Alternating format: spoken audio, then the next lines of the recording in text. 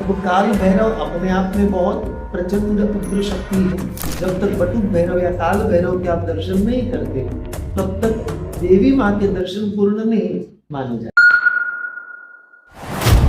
भगवान शिव के जो रौद्र अवतार माने गए उन रौद्र अवतारों में से एक है काल भैरव। बड़ा ही तेजस्वी और शक्तिशाली मंत्र है, गजब की शक्ति उसके अंदर निहित है।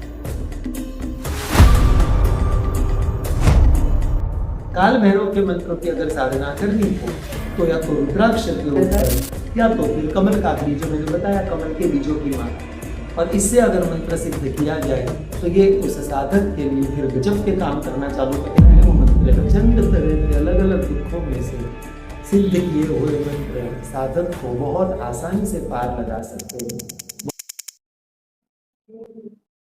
इस 12 नवंबर को, ये जो 2025 की 12 नवंबर आ रही है, इस दिन काल भैरव जयंती पड़ रही है।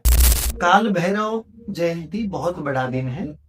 हमारे जीवन के सांसारिक कष्टों से मुक्ति पाने के लिए काल भैरव जयंती एक बहुत अच्छा और बहुत ही उपयुक्त दिन है। इस दिन काल भैरव की साधना करके कोई भी जीव उन सांसारिक कष्टों से बहुत हद तक निजात पा सकता है। वैसे तो ये सब कुछ कर्म पर आधारित होते हैं, हमारे पाप पुण्य पर आधारित होते हैं, हमें जो फल भुगतने पड़ते हैं हमारे इस जीवन के। लेकिन हमारे जीवन का बहुत कुछ हिस्सा ऐसा भी होता है जिसके ऊपर इस जन्म में धर्म कार्य करके, साधना करके, मंत्र जाप करके, सिद्धियां प्राप्त करके हम उन तकलीफों से निजात पा सकते हैं। तो वो काल भैरव अपने आप में बहुत प्रचंड शक्ति है। भगवान शिव के जो रौद्र अवतार माने गए उन रौद्र अवतारों में से एक है काल भैरव। काल भैरव का कनेक्शन माता जी से भी है, दैवी संप्रदाय में, शाक्त संप्रदाय में भी बहुत ज्यादा है। कोई भी माता जी के मंदिर में आप जाओ देवी माता के, तो उस मंदिर के बाहर जैसे माता जी के दर्शन हो जाते हैं देवी माता के, उसके बाद काल भैरव बटुक भैरव के दर्शन करना कहीं ना कहीं कंपलसरी माना गया है। जब तक बटुक भैरव या काल भैरव के आप दर्शन नहीं करते तब तक देवी माँ के दर्शन पूर्ण नहीं माने जाते। अच्छा, रही बात काल भैरव जयंती की, इस दिन हम क्या साधना करें? एक तो दिन ही बहुत बड़ा प्रचंड है। इस दिन बहुत बड़ी बड़ी सिद्धियां हासिल की जा सकती है। लोग स्मशान में जाके इसकी सिद्धियां हासिल करते हैं, अपने घर में भी प्रचंड सिद्धियां प्राप्त की जा सकती है। कोई भी संसारी व्यक्ति, छोटे से लेके तो बड़ा तक, कोई भी व्यक्ति इस दिन साधना करके आसानी से काल भैरव की सिद्धि प्राप्त कर सकता है, मंत्र को सिद्ध कर सकता है। अच्छा, शास्त्रों का एक नियम है कि कोई भी मंत्र को सिद्ध करना हो तो नियम क्या है? मंत्र के कितने अक्षर गए, हमने कौन सा मंत्र लिया? मंत्र के भी बहुत सारे प्रकार होते हैं, शास्त्रोक्त मंत्र, वेदोक्त मंत्र, ऐसे अलग अलग मंत्र होते हैं, पुराणोक्त मंत्र।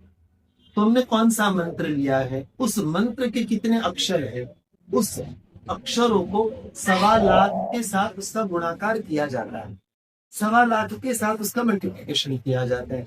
जैसे नमः शिवाय 5 अक्षर हुए, उसको 1.25 लाख के साथ आप मल्टीप्लाई करो, गुणाकार करो, तो कितने बनेंगे? 5.25 लाख।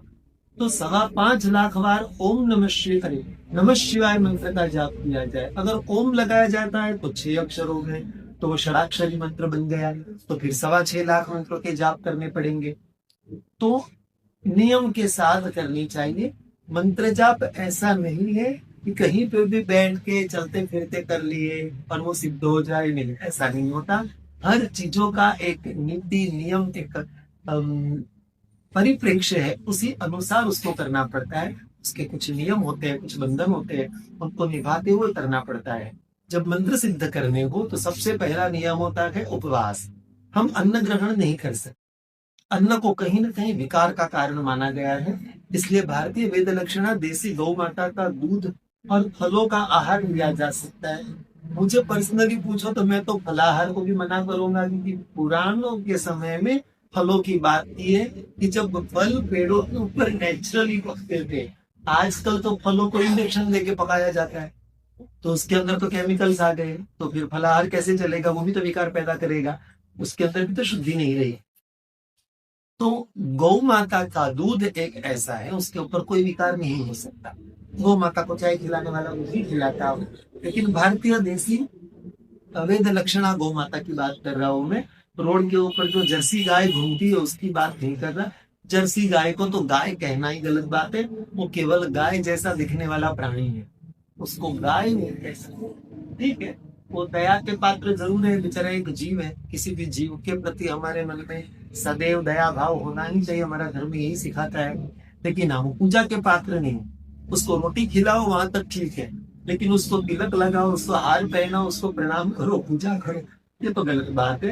ये अज्ञानता की निशानी है, बड़ी दुख की बात है। हम सनातनियों को, हिंदुओं को ये नहीं मालूम होता, जर्सी गाय की पूजा नहीं हो सकती। रोज गौ माता को रोटी खिलाती हूँ या खिलाता हूँ, ये मेरा नियम, ऐसा कहने वालों के यहाँ पे जाके देखे तो पता चलता है वो रोज जर्सी गाय को रोटी खिलाकर ये मानते हैं कि मैं धर्म कर रहा।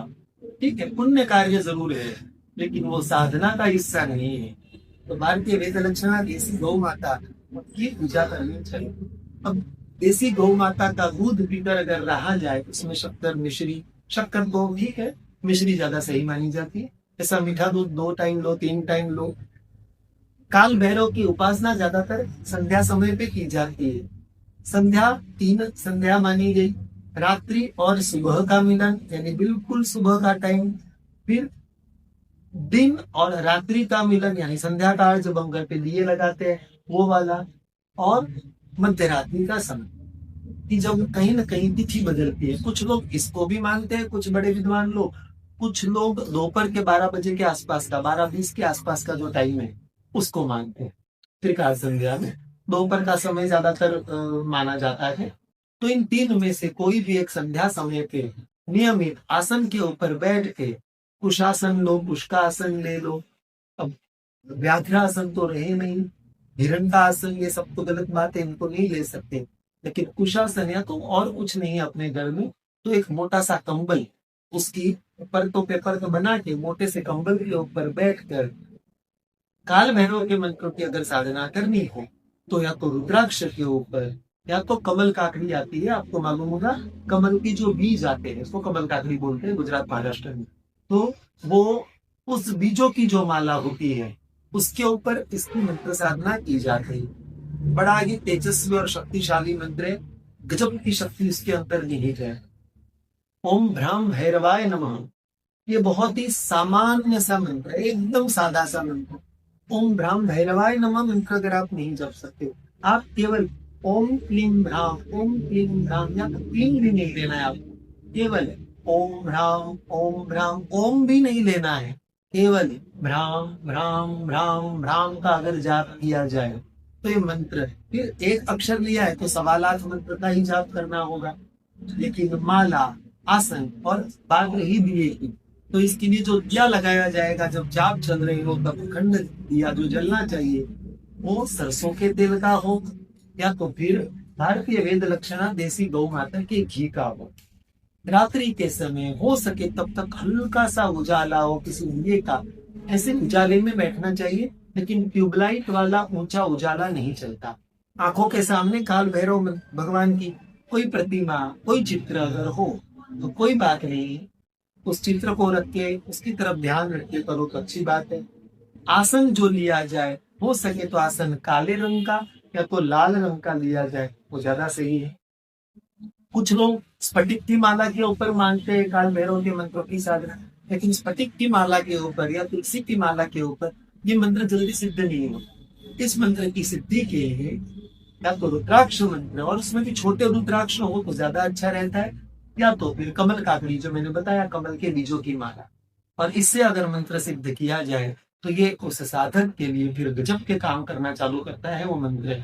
फिर मंत्र सिद्ध कर देने के बाद उस मंत्र की रोज नियम रखना पड़ता है कि नियमित शुद्ध होकर मैं इसकी 1 माला या 3 माला या 5 माला, जो शास्त्रों के अंदर उसका वर्णन हो, उतनी माला रोज करनी पड़ती।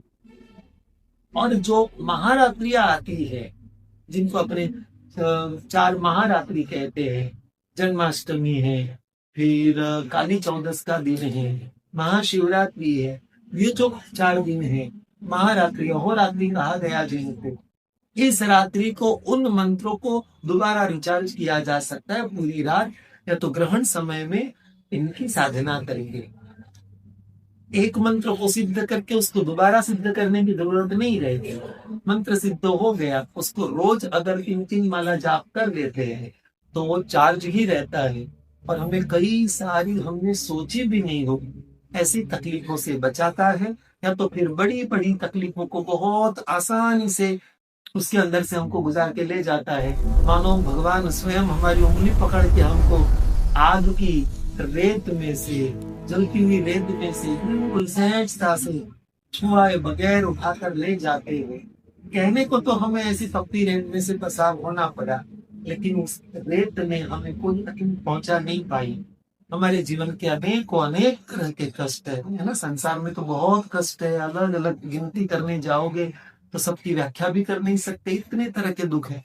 लेकिन प्रचंड तरह के अलग अलग दुखों में से सिद्ध किए हुए मंत्र साधन को बहुत आसानी से पार लगा सकते हैं। बहुत ऊंचा साइंस है ये। किसी दिन इसके बारे में अपने बहुत डिटेल में चर्चा करेंगे और उसके बारे में अपने इस ज्ञान को और बढ़ाएंगे। आज के दिन के लिए इतना ही रखते हैं, ठीक है।